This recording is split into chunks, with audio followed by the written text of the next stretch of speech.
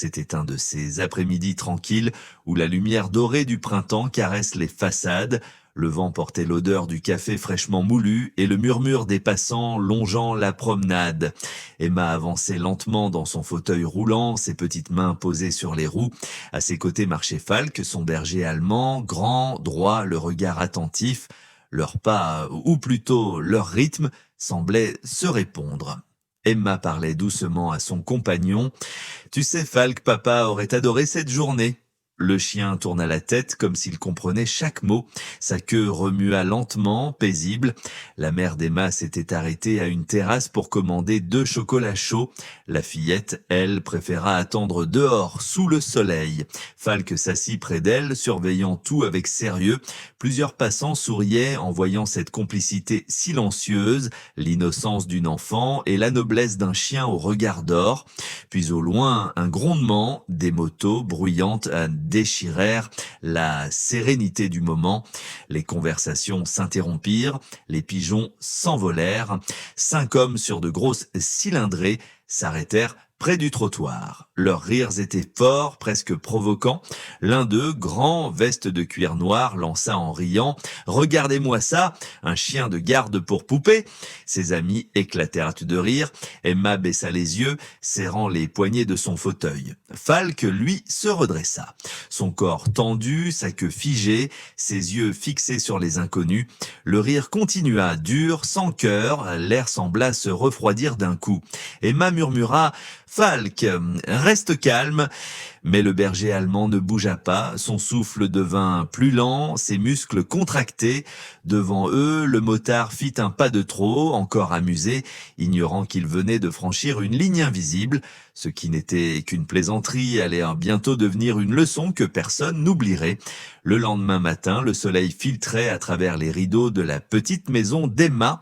Dans le salon, Falk était déjà éveillé, couché près du fauteuil roulant, la tête posée sur ses pattes. Quand la fillette ouvrit les yeux, il se leva doucement et s'approcha, posant son museau contre sa main. « Bonjour, mon grand » murmura-t-elle en souriant. Ce rituel faisait partie de leur vie depuis 2 ans, depuis la mort de son père, le sergent Lucas Meyer. Falk ne quittait plus Emma d'une semelle. Il avait servi à ses côtés dans la brigade cynophile. Lorsque Lucas tomba en service, Falk refusa de quitter le lieu de l'accident pendant des heures. On avait dû le porter pour l'éloigner. Depuis ce jour, il avait trouvé une nouvelle mission, protéger la fille de celui qu'il considérait comme son frère d'armes. Emma parlait souvent à Falk comme à un ami invisible. Elle lui racontait ses journées, ses rêves et même ses peurs. Parfois, la nuit, lorsqu'elle pleurait en silence, Falk montait sur le lit, posait sa tête sur ses genoux et attendait, immobile, jusqu'à ce qu'elle s'endorme. « Tu sais, papa disait toujours que tu étais le plus courageux », chuchota-t-elle un soir. Falk leva les yeux vers elle, son regard chaud et profond semblait lui répondre « Je veille encore ». Sa mère, Clara, les observait souvent depuis la cuisine. Elle voyait dans ce duo improbable une force que rien ne pouvait briser. Là où Emma manquait de jambes, Falk lui offrait des ailes. Chaque jour, ils sortaient ensemble vers le parc ou la promenade. Les passants s'habituaient à les voir, la fillette au sourire timide et le grand berger allemand, majestueux, avançant fièrement à ses côtés. Rien, pensait Emma, ne pourrait troubler cette paix fragile. Elle ignorait encore qu'une simple rencontre, un rire moqueur, allait bientôt mettre ce lien à l'épreuve. Ce samedi-là, la ville baignait dans une lumière tiède. Les pavés luisaient encore de la pluie du matin et les vitrines reflétaient le bleu pâle du ciel. Emma et sa mère profitaient d'un moment rare ensemble après une séance de kinésithérapie. Pour récompenser le courage de sa fille, Clara proposa un chocolat chaud au café du coin. « Je vais chercher les boissons, d'accord. Tu restes ici avec Falk, juste devant la vitrine », dit-elle en déposant un baiser sur le front de sa fille. « Promis, maman ». Emma ajusta la couverture sur ses genoux, tandis que Falk s'assit près du fauteuil, la tête haute, les oreilles dressées. Ses yeux suivaient les passants, toujours vigilants mais sereins. Autour d'eux, le monde paraissait suspendu. Le cliquetis des tasses, le parfum du pain chaud, les rires doux des couples assis aux terrasses. Un homme âgé s'arrêta un instant. « Quel magnifique chien !» dit-il avec un sourire. Emma hocha la tête, fière. « Il s'appelle Falk, il travaillait avec mon papa avant qu'il parte. » Le vieil homme lui tapota gentiment la main.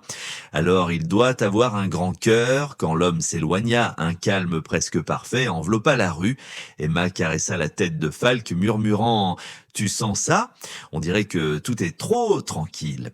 Le chien émit un léger grondement, non pas de peur, mais d'attention. Ses oreilles frémirent. Au loin, un bruit sourd commença à se rapprocher, le vrombissement régulier de plusieurs moteurs. Emma leva les yeux, intriguée.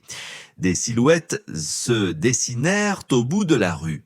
5 motos noires, chromées, qui s'avançaient lentement comme un orage sur le point d'éclater. La fillette sentit un frisson lui parcourir le dos. Falk, lui, resta immobile, le regard fixé, prêt à observer chaque geste. Quelques secondes plus tard, le rire des hommes brisa la quiétude.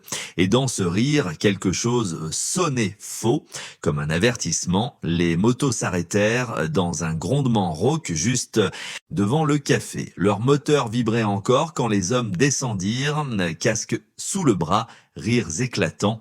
Le chef du groupe, un géant à la barbe poivre et sel et aux bras couverts de tatouages, s'avança le premier. On l'appelait Bruno. Sa démarche lente respirait l'arrogance. Il aperçut Emma seule dans son fauteuil et le grand berger allemand assis à ses côtés. Son sourire se fit moqueur. « Eh bien, regarde-moi ça !» lança-t-il à ses compagnons. « Le chien garde la princesse, hein ?» Les autres éclatèrent de rire. L'un d'eux ajouta « Peut-être qu'il pousse la chaise quand elle est fatiguée ?» Leurs voix grossières résonnèrent contre les murs du café. Emma sentit ses joues brûler. Ses mains tremblaient sur les accoudoirs. « S'il vous plaît, laissez-nous tranquilles » dit-elle d'une voix à peine audible. Bruno fit mine de ne pas entendre. Il avança d'un pas, les bottes martelant le sol. Falk, lui, s'était déjà levé. Sa queue s'était figée, son corps tendu comme un arc. Aucun son ne sortit de sa gorge, mais son regard parlait pour lui. « Ne t'approche pas. » « Oh, il grogne ton toutou » demanda Bruno, amusé. Il se pencha légèrement, croisant le regard du chien. « Allez, du calme, je plaisante » ajouta-t-il d'un ton faux. Son rire fit frémir l'air, puis, sans raison, dans un geste de provocation pure, il leva le pied et donna un léger coup dans la direction du berger allemand, juste pour tester sa réaction. Le bruit du cuir contre le pavé résonna comme une gifle. Falk recula d'un pas, mais aussitôt il se redressa, muscles saillants, poils hérissés. Son regard devint tranchant. Emma cria « Falk, non !» mais il ne bougea pas d'un centimètre. Il resta là, entre elle et le motard, immobile comme une muraille. Autour, le silence tomba. Même les rires moururent. On sentait que quelque chose venait de basculer, un instant suspendu entre peur et respect. Bruno, lui, souriait encore, sans savoir qu'il venait de réveiller un instinct que rien ne pouvait contenir. À quelques tables de là, un homme observait la scène depuis la terrasse du café. Il s'appelait Alain Duval, ancien policier de la brigade cynophile. Son regard s'aiguisa dès qu'il vit le berger allemand se placer devant la fillette, sans aboyer, sans trembler. Il reconnut aussitôt cette posture, l'équilibre parfait entre vigilance et contrôle. Ce chien n'était pas ordinaire.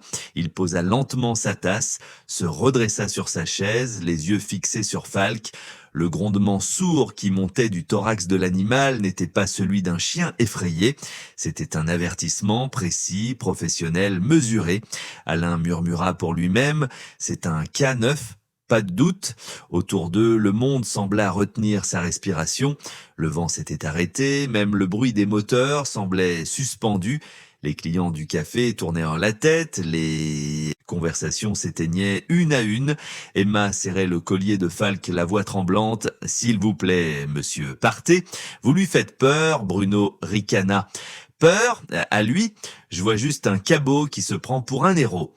Il avança encore, inconscient du danger qu'il défiait.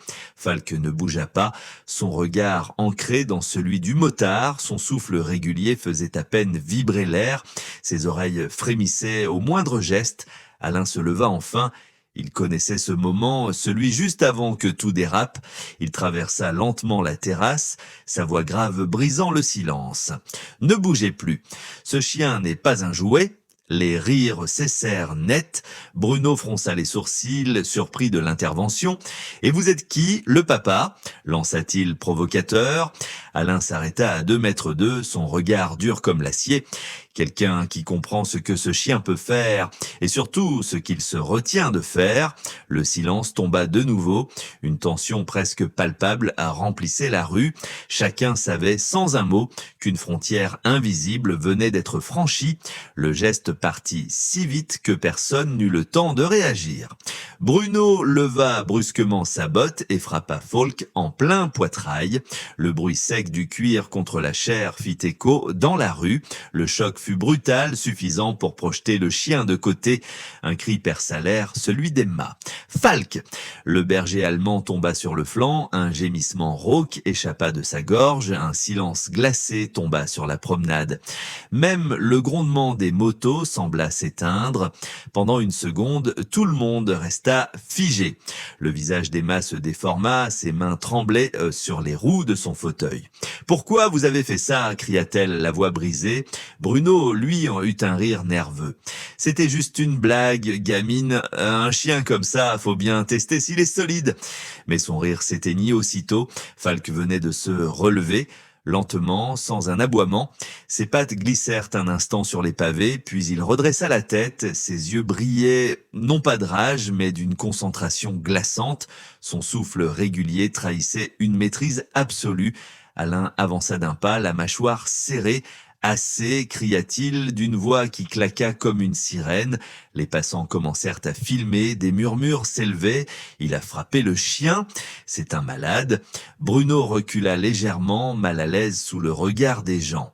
Falk, lui, resta debout, immobile, les oreilles tendues. Son corps tremblait à peine, mais son regard profond transperçait le motard. C'était un regard qu'Alain connaissait bien, celui d'un protecteur blessé, prêt à tout pour rester digne. « Tu n'as aucune idée de ce que tu viens de faire », lança Alain d'un ton froid. « Ce chien vaut plus d'honneur que tous tes tatouages réunis. » Bruno ne répondit pas.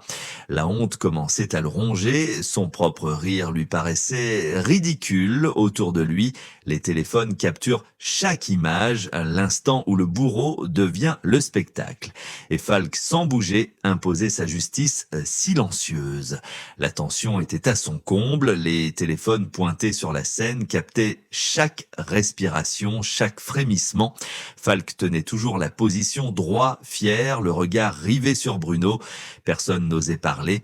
Alain fit un pas en avant, son ton n'était plus celui d'un simple témoin, mais celui d'un homme habitué à commander. Falk, assis, le mot résonna avec une autorité tranquille. Immédiatement, le berger allemand obéit. Il se posa sur ses pattes arrière, la tête haute, le dos droit, sans jamais quitter Bruno des yeux. Une obéissance parfaite, presque militaire. Un murmure parcourut la foule. C'est un chien policier, et regarde comme il exécute les ordres. Il a été dressé, c'est sûr. Bruno cligna des yeux, surpris par cette précision. Son sourire s'effaça lentement. La certitude d'avoir le contrôle lui glissa entre les doigts. Alain, d'un ton calme mais tranchant, déclara « Ce chien n'est pas un jouet, c'est un ancien K9. » Il a risqué sa vie pour sauver des gens. Il désigna Emma, bouleversée, les larmes aux yeux. Et maintenant, il protège la fille de son ancien partenaire tombé en service. Le silence se fit total, le souffle du vent semblait s'être arrêté, même les oiseaux s'étaient tus. Les hommes derrière Bruno échangèrent des regards nerveux. L'un d'eux murmura « Bruno, laisse tomber, on s'est assez ridiculisé ». Mais la honte brûlait trop fort. Bruno serra les poings, tentant de masquer sa gêne derrière une arrogance vacillante. « C'est juste un chien », répéta-t-il, la voix un peu plus rauque. Alain s'approcha lentement, les yeux dans les siens. « Non, c'est un soldat, et tu viens de frapper un héros ?» Autour d'eux, les murmures devinrent approbation. Les gens hochèrent la tête, certains applaudirent, même discrètement. Bruno sentit son visage s'empourprer. Sa fierté s'effritait, remplacée par un malaise qu'il n'avait jamais connu. la culpabilité, et dans le regard immobile de Falk, il comprit qu'il venait d'être jugé. Bruno bouillonnait. La honte, la peur, la colère, tout se mélangeait dans ses yeux. Il jeta un regard circulaire à la foule, au téléphone braqué sur lui, puis à Alain qui se tenait droit comme un mur, son ego refusait la défaite. « Vous croyez tous que j'ai peur d'un chien ?» lança-t-il d'une voix trop forte pour paraître sincère.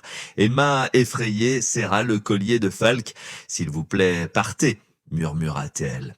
Mais Bruno, pour sauver la face, leva soudain la main dans un geste brusque vers la fillette. Un mouvement sec, inutile, destiné à l'intimider. Ce fut l'instant où tout bascula. Falk réagit avant que quiconque ne respire.